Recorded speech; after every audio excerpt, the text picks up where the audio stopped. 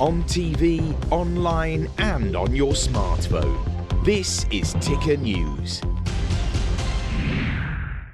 You are watching Ticker today. I'm Aaron Young. We're discussing the rise of autocrats and how the West can try and stop them. We're joined by Dan McMillan, who leads Save Democracy in America. Dan, great to have you with us, of course.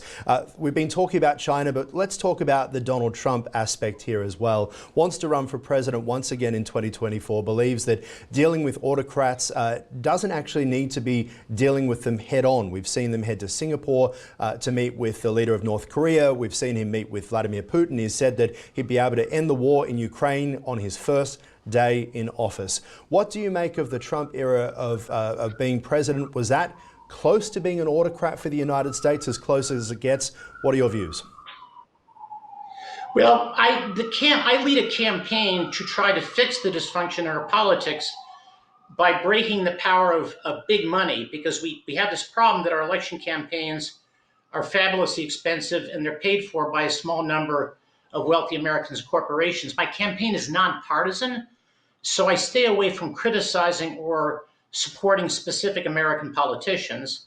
Other than to say that I don't see that during his 4 years in office that his diplomacy bore particular fruit of any kind. I think for me, what is perhaps, well, let me just ask you, if I may, Aaron. I mean, There's been so much political news coming out of my country the last 2 weeks, all of it bad from my point of view. What have you and your colleagues in your audience been talking about or been most concerned with?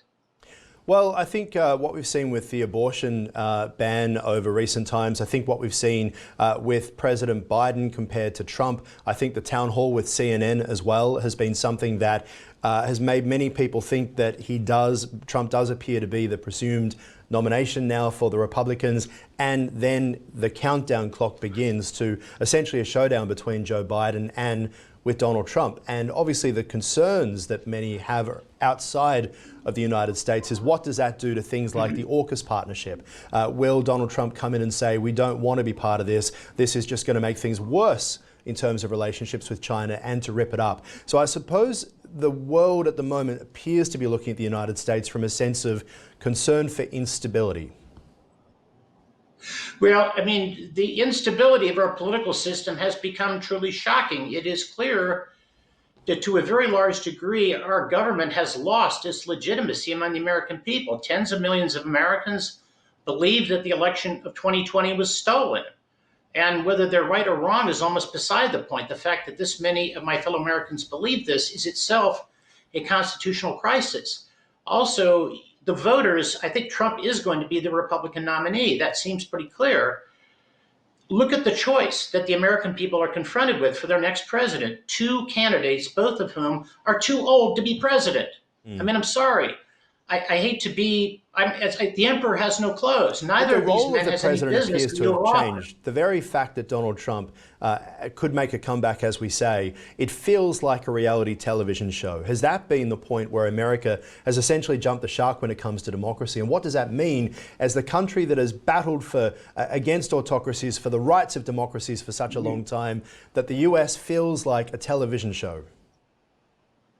Well, I don't agree that the voters who support Donald Trump have turned their back on democracy. I think that the number one reason people have supported him is that he is an outsider to the system who has campaigned against the system, and they see him as the best opportunity to bring about fundamental change. They don't know what the changes they want. He certainly doesn't offer a plan for change, but I think that we have a political system in which the political class, in which both parties, in which the elite of the country has failed.